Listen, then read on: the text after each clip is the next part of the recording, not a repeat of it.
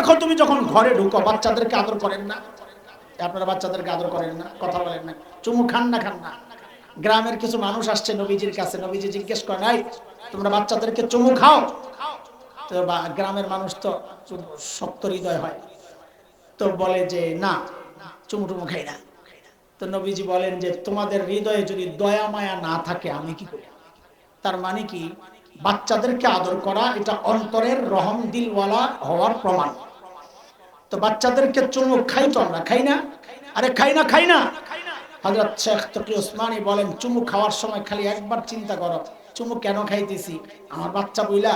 না না, চুমু খাইতেছি নবীজি বাচ্চাদেরকে চুমু খাইছেন সেই জন্য।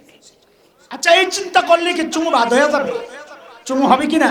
কিন্তু ওই চিন্তার কারণে চুমু আর চুমু থাকবে না, চুমুটাও সওয়াবের কাজ হয়ে যাবে। হযরত আরেকটা উদাহরণ আনছেন, বলে বিছানা ঝাইরা শুই কি শুই না? না ময়লা সহ শুয়ে পড়ি? বলে বিছানা ঝাড়ার সময় চিন্তা করব বিছানা কেন ঝাড়তেছি? বলে নবীজি বলছেন ঝাইরা শুইতে, জুতা ঝাইরা পড়তে, বাস আমি ওই জন্য করতেছি। বলে ঝাড়ায় ঝাড়া হয়ে যাবে, ঝাড়াটা সুন্নতের এই মিক্স লাইগা, সুন্নত লাইগা ঝাড়াটা ইবাদত হয়ে যাবে। এইভাবে যদি কেউ চলে তো তার আলাদা করে নেকি করা লাগবে না, ছোট্ট ছোট্ট নেকি অটোমেটিক হইতেই থাকবে, হইতেই থাকবে, হইতেই থাকবে। ঠিক আছে কথা? একটা গেল, নেকি যতই ছোট হোক ছাড়বো না। এর জন্য পদ্ধতি কি? জীবনের সব কিছু সুন্নত দিয়ে সাজায়া করব ইনশাআল্লাহ। ঠিক আছে ভাই, ইনশাআল্লাহ। 2 নাম্বার কি বলেছি বলেন? গুনাহ যতই ছোট হোক, এইটা করার পদ্ধতি কি? সহজ। বলে যে কোনো কাজ করার সময়, বলেন আমার সাথে, যে কোনো কথা বলার সময়, আবার বলেন, আবার বলেন, যে কোনো কাজ করার সময়, যে কোনো কথা বলার সময় একবার শুধু একটু চিন্তা করব, এই করার দ্বারা আর এই বলার দ্বারা আমার আখিরাত বরবাদ হচ্ছে না তো? বাস, আর কিছু লাগবে না। তখন দেখবেন জবান বন্ধ হয়ে গেছে। কারণ খুললি গীবত হয়, আখিরাত বরবাদ হয়। খুললি অপবাদ হয়, আখিরাত বরবাদ হয়। খুললি কাউকে ভর্ৎসনা করা হয়, আখিরাত বরবাদ হয়। জবান খুললি বকাবকি হয়, মিথ্যা কথা হয়, আখিরাত বরবাদ হয়। আরে সত্য কথা কয়টা বলা যায়? কেউ যদি মনে করে আমার আখিরাত বরবাদ হয় এমন কিছু বলবো না, দেখবেন তার কথা বন্ধ হয়ে গেছে। কেউ যদি মনে করে এমন কিছু করবো না আমার আখিরাত বরবাদ হয়, দেখবেন সে কাজ খুঁজে পাবে না ইবাদত ছাড়া। কথা ঠিক কিনা বলেন? আমরা এই দুইটা আমল যদি করি ইনশাআল্লাহ অটোমেটিক নেকির পাল্লা ভারী হয়ে যাবে, অটোমেটিক গুনার পাল্লা খালি হয়ে যাবে ইনশাআল্লাহ। ফলাফল ফলাফল ফলাফল আল্লাহ জানায়া দিবেন। فأما من ثقلت موازينه فهو في عيشة راضية وأما من خفت موازينه فأمه هاوية। যার নেকির পাল্লা ভারী জান্নাতি, গুনার পাল্লা ভারী জাহান্নামী। হালকা জান্নাতি। এই দুই ভাবে যদি কেউ জীবন সাজাতে পারে, যে ছোট্ট ছোট্ট নেকিও ছাড়বো না, ছোট্ট ছোট্ট গুনাহও করব না, অটোমেটিক তার নেকির পাল্লা ভারী হবে, অটোমেটিক তার গুনার পাল্লা খালি হবে ইনশাআল্লাহ তাআলা। আল্লাহ তাআলা সাহাবায়ে কেরাম যেভাবে জীবনকে সাজাইছেন, সাহাবায়ে কেরাম যেভাবে নেকি করেও অস্বস্তিতে থাকতেন, তাদের দিলের মধ্যে অস্থিরতা কাজ করত, আল্লাহর ভয়ে কান্নাকাটি করতেন, আমাদেরকে আল্লাহ তাআলা সাহাবীদের আদলে নিজের জীবনকে সাজানোর তৌফিক দান করেন, সাহাবাওয়ালা জিন্দেগি দান করেন, গোটা জীবনকে আল্লাহ সুন্নাত দিয়ে সাজানোর তৌফিক দান করেন। আমিন। আজকের এই মজলিস আল্লাহ কবুল করেন, শেষ পর্যন্ত যেন সুন্দরভাবে শেষ হয় সেই দোয়াও করতে থাকেন। অতিথি যারা আজকে আসবেন তাদের পথ মাঝখানের রাস্তা যেন নিরাপদ থাকে, আল্লাহ তাআলা সহজে পৌঁছায়া দেন সেই দোয়া করেন। আমরা মাদ্রাসার জন্য দোয়া করি, আল্লাহ মাদ্রাসাকেও কবুল করেন। আমিন। ওয়া আখিরু দাওয়ানা আলহামদুলিল্লাহি রাব্বিল আলামিন। আসসালামু আলাইকুম ওয়া রাহমাতুল্লাহি ওয়া বারাকাতুহু। কেন মৃত্যু চেয়ে মানত? কেন?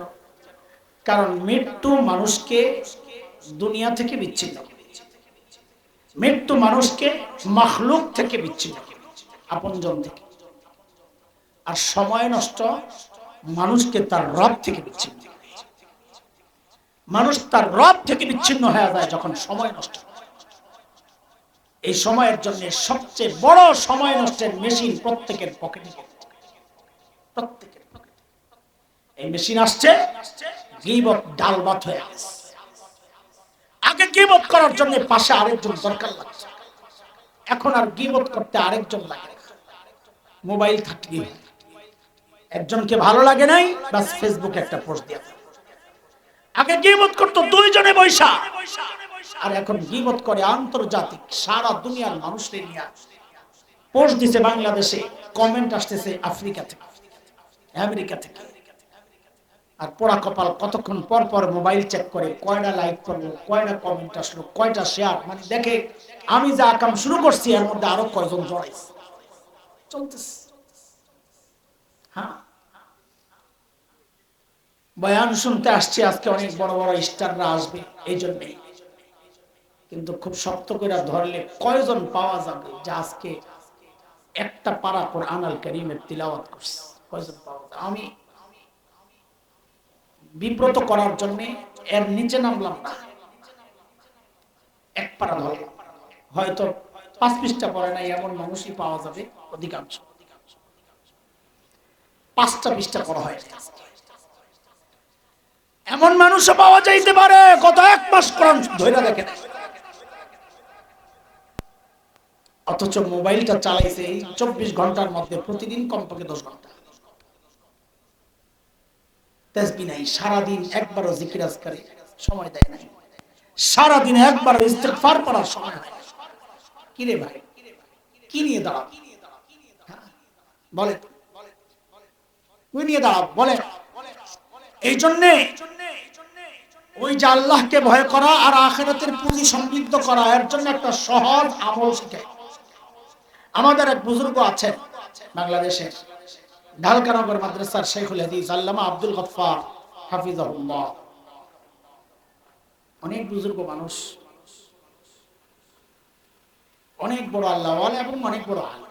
শেখুল হাদিস যেহেতু ঢালকানগরের মতো মাদ্রাসা, বাংলাদেশের শ্রেষ্ঠ মাদ্রাসাগুলোর একটা, লেখাপড়া যেখানে ভালো হয়।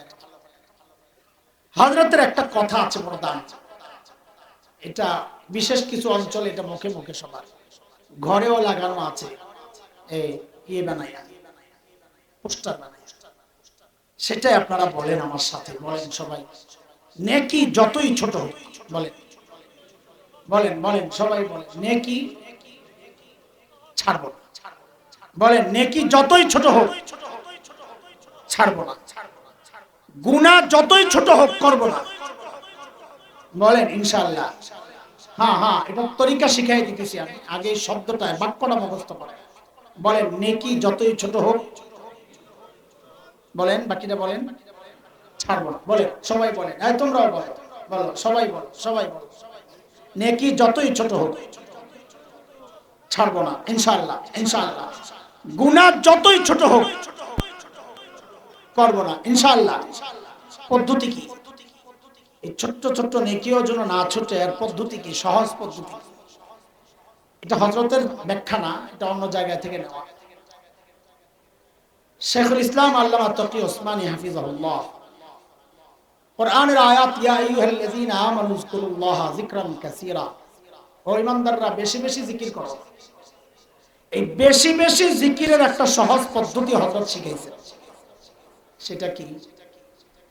যে কোনো কাজ করার সময় শুধু একটু দৃষ্টিভঙ্গি চেঞ্জ করা, একটু চিন্তা করা, এই কাজটা আমার নবীজি কিভাবে করেছেন। বাস, যে কোনো কাজ, যে কোনো কাজ করার সময় একটু চিন্তা করা, এই কাজ আমার নবী কেমনে করছেন। বাস,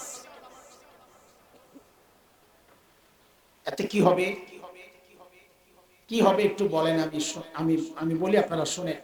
খাওয়া একটা জরুরত, তাই না? আমাদের দৈনন্দিন জীবনের একটা আবশ্যকীয় বিষয়, তাই না? এটাকে আমরা বলি জরুরত। বলেন খাওয়া কি? সবাই বলেন, সবাই বলেন, বলেন খাওয়া কি? পান করা। আরে আসতে বলেন কেন, সন্দেহ আছে? টয়লেটে যাওয়া, জামা কাপড় পরা, জুতা পরা, খোলা, ঘরে ঢোকা, গোসল করা, মাশাআল্লাহ, ঘর থেকে বের হওয়া, বাজারে যাওয়া, সব জরুরত। মাশাআল্লাহ, বলে প্রত্যেকটা জরুরত আদায়ের সময় খালি একবার চিন্তা করো, এই জরুরত আমার নবী কিভাবে সেরেছেন। নবী খাইছেন কেমনে, কেমনে পাঠ করছেন, জুতা পরছেন কেমনে, খুলছেন কেমনে, ঘরে ঢুকছেন কেমনে, বের হয়েছেন কেমনে। বলে এইভাবে চিন্তা করে করে যদি তুমি নবীর মতো করো তো এটাকে বলে সুন্নত, তাই না? এটাকে কি বলে? নবীর জীবনের মতো সাজায় কাজ করাকে কি বলে?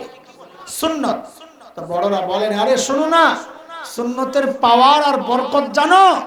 সুন্নত যখন জরুরতের সাথে লেগে যায় তো সুন্নতের পাওয়ার আর বরকত হচ্ছে সুন্নত ওই জরুরতকে জরুরত থাকতে দেয় না, ওই জরুরতকে সুন্নত ইবাদত বানায় দেয়। কি বানায়? কি বানায়? যাচ্ছেন ঘুমাইতে, সুন্নত তরিকায় ঘুমান, ঘুমটা ইবাদত হয়ে গেল, সওয়াবের কাজ হয়ে গেল। যাচ্ছেন টয়লেটে, টয়লেটে সুন্নত তরিকায় যান, আরে টয়লেটে যে সময়টা কাটাইছেন এটাও সওয়াবের কাজ হয়ে গেল, সুন্নত তরিকায় বের হন। এইভাবে যদি কেউ চলে, দেখেন এর জন্য আলাদা কিছু করতে হবে না। হযরত দেখায়া দিয়েছেন, দুইটা উদাহরণ দিয়েছেন হযরত মুফতি তাকি উসমানী দামাত, দুইটা উদাহরণও দিয়েছেন। বলে দেখো তুমি যখন ঘরে ঢুকো বাচ্চাদেরকে আদর করেন না? আপনারা বাচ্চাদেরকে আদর করেন না, কথা বলেন না, চুমু খান না? খান না। গ্রামের কিছু মানুষ আসছে নবীজির কাছে, নবীজি জিজ্ঞেস করেন, নাই তোমরা বাচ্চাদেরকে চুমু খাও? তো গ্রামের মানুষ তো শক্ত হৃদয় হয়, তো বলে যে না, চুমু টুমু খাই না। তো নবীজি বলেন যে তোমাদের হৃদয়ে যদি দয়া মায়া না থাকে আমি কি করি? তার মানে কি, বাচ্চাদেরকে আদর করা এটা অন্তরের রহম দিলওয়ালা হওয়ার প্রমাণ। তো বাচ্চাদেরকে চুমু খাই তো আমরা, খাই না? আরে খাই না, খাই না। হযরত শেখ তকি উসমানী বলেন, চুমু খাওয়ার সময় খালি একবার চিন্তা করো, চুমু কেন খাইতেছি? আমার বাচ্চা বইলা না, না, চুমু খাইতেছি নবীজি বাচ্চাদেরকে চুমু খাইছেন সেই জন্য। আচ্ছা, এই চিন্তা করলে কি চুমু বাদ হয়ে যাবে? চুমু হবে কিনা? কিন্তু ওই চিন্তার কারণে চুমু আর চুমু থাকবে না, চুমুটাও সওয়াবের কাজ হয়ে যাবে। হযরত আরেকটা উদাহরণ আনছেন, বলে বিছানা ঝাইরা শুই কি শুই না, না ময়লা সহ শুয়ে পড়ি? বলে বিছানা ঝাড়ার সময় চিন্তা করব বিছানা কেন ঝাড়তেছি? বলে নবীজি বলছেন ঝাইরা শুইতে, জুতা ঝাইরা পড়তে, বাস আমি ওই জন্য করতেছি। বলে ঝাড়ায় ঝাড়া হয়ে যাবে, ঝাড়াটা সুন্নতের এই মিক্স লাইগা, সুন্নত লাইগা ঝাড়াটা ইবাদত হয়ে যাবে। এইভাবে যদি কেউ চলে তো তার আলাদা করে নেকি করা লাগবে না, ছোট্ট ছোট্ট নেকি অটোমেটিক হইতেই থাকবে, হইতেই থাকবে, হইতেই থাকবে। ঠিক আছে কথা? একটা গেল, নেকি যতই ছোট হোক ছাড়বো না, এর জন্য পদ্ধতি কি? জীবনের সবকিছু সুন্নত দিয়ে সাজায়া করবো ইনশাআল্লাহ। ঠিক আছে ভাই, ইনশাআল্লাহ। 2 নাম্বার কি বলেছি বলেন? গুনাহ যতই ছোট হোক, এইটা করার পদ্ধতি কি? সহজ। বলে যে কোনো কাজ করার সময়, বলেন আমার সাথে, যে কোনো কথা বলার সময়, আবার বলেন, আবার বলেন, যে কোনো কাজ করার সময়, যে কোনো কথা বলার সময় একবার শুধু একটু চিন্তা করব, এই করার দ্বারা আর এই বলার দ্বারা আমার আখিরাত বরবাদ হচ্ছে না তো? বাস, আর কিছু লাগবে না। তখন দেখবেন জবান বন্ধ হয়ে গেছে। কারণ খুললি গীবত হয়, আখিরাত বরবাদ হয়। খুললি অপবাদ হয়, আখিরাত বরবাদ হয়। খুললি কাউকে ভর্ৎসনা করা হয়, আখিরাত বরবাদ হয়। জবান খুললি বকাবকি হয়, মিথ্যা কথা হয়, আখিরাত বরবাদ হয়। আরে সত্য কথা কয়টা বলা যায়? কেউ যদি মনে করে আমার আখিরাত বরবাদ হয় এমন কিছু বলবো না, দেখবেন তার কথা বন্ধ হয়ে গেছে। কেউ যদি মনে করে এমন কিছু করবো না আমার আখিরাত বরবাদ হয়, দেখবেন সে কাজ খুঁজে পাবে না ইবাদত ছাড়া। কথা ঠিক কিনা বলেন? আমরা এই দুইটা আমল যদি করি ইনশাআল্লাহ অটোমেটিক নেকির পাল্লা ভারী হয়ে যাবে, অটোমেটিক গুনার পাল্লা খালি হয়ে যাবে ইনশাআল্লাহ। ফলাফল ফলাফল ফলাফল আল্লাহ জানায়া দিবেন, فأما من ثقلت موازينه فهو في عيشة راضية وأما من خفت موازينه فأمه هاوية। যার নেকির পাল্লা ভারী জান্নাতি, গুনার পাল্লা ভারী জাহান্নামী, হালকা জান্নাতি। এই দুই ভাবে যদি কেউ জীবন সাজাতে পারে, যে ছোট্ট ছোট্ট নেকিও ছাড়বো না, ছোট্ট ছোট্ট গুনাহও করবো না, অটোমেটিক তার নেকির পাল্লা ভারী হবে, অটোমেটিক তার গুনার পাল্লা খালি হবে ইনশাআল্লাহ তাআলা। আল্লাহ তাআলা সাহাবায়ে কেরাম যেভাবে জীবনকে সাজাইছেন, সাহাবায়ে কেরাম যেভাবে নেকি করেও অস্বস্তিতে থাকতেন, তাদের দিলের মধ্যে অস্থিরতা কাজ করত, আল্লাহর ভয়ে কান্নাকাটি করতেন, আমাদেরকে আল্লাহ তাআলা সাহাবীদের আদলে নিজের জীবনকে সাজানোর তৌফিক দান করেন, সাহাবাওয়ালা জিন্দেগি দান করেন, গোটা জীবনকে আল্লাহর সুন্নাত দিয়ে সাজানোর তৌফিক দান করেন। আমিন। আজকের এই মজলিস আল্লাহ কবুল করেন, শেষ পর্যন্ত যেন সুন্দরভাবে শেষ হয় সেই দোয়াও করতে থাকেন। অতিথি যারা আজকে আসবেন তাদের পথ মাঝখানের রাস্তা যেন নিরাপদ থাকে, আল্লাহ তাআলা সহজে পৌঁছায়া দেন সেই দোয়া করেন। আমরা মাদ্রাসার জন্য দোয়া করি, আল্লাহ মাদ্রাসাকেও কবুল করেন। আমিন। ওয়া আখিরু দাওয়ানা আলহামদুলিল্লাহি রাব্বিল আলামিন। আসসালামু আলাইকুম ওয়া রাহমাতুল্লাহি ওয়া বারাকাতুহু।